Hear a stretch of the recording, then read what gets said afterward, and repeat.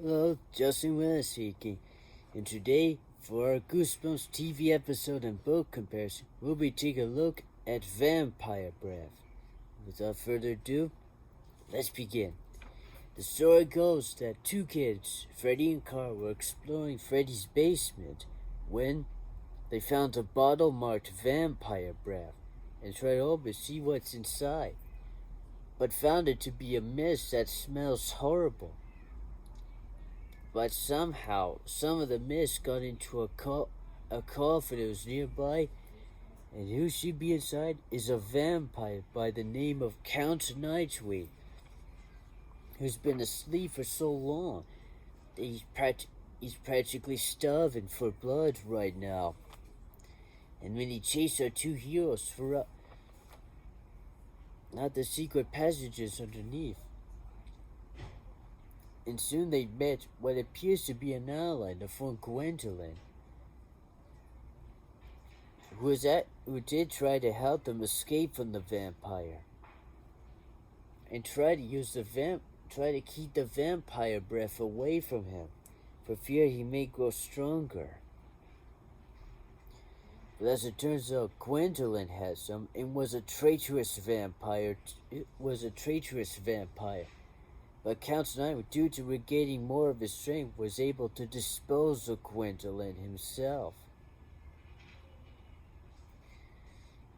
And as they got back to their basement, Freddy tried to warn his parents that there was a vampire around, and to their surprise, Count Nightwing is actually Freddy's grandfather, which meant he was a vampire too.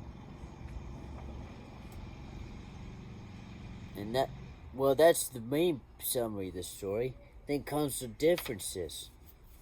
The main ones are, in the book, Freddy and Kara are friends, but in the show, their twin brother and sister, which meant they're both vampires.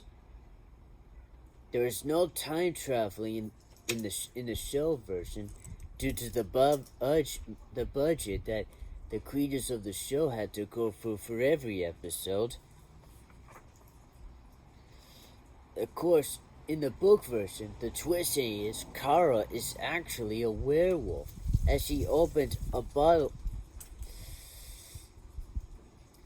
In the book, as a sister of Freddy, she was a vampire too, and it was around their birthday when they discovered that they had to grow their fangs once they reached 13. And they get the surprise present, twin coffins for beds. And they basically go to sleep. And there are two pieces of trivia for this. Footage from Night and Terror Tower was used for it, which is cycled to save budget, obviously. And number two, and most fascinating of all,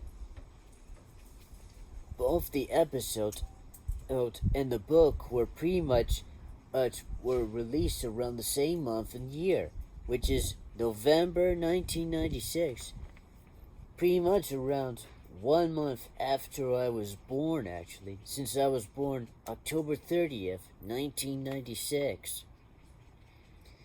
And that's it for today's episode. Hopefully the next story will go a little longer and more detailed, since I only watched maybe a little bit of Vampire Breath, to be honest.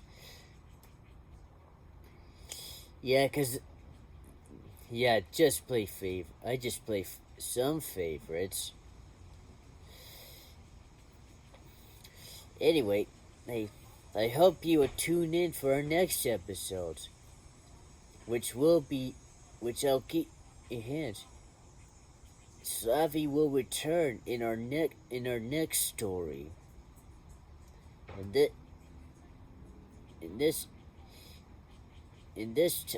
this time he'll have actual other dummies surrounding him. and how the other dummies are involved in the story. Tune in to find out as we explore Night of the Living Dummy 3.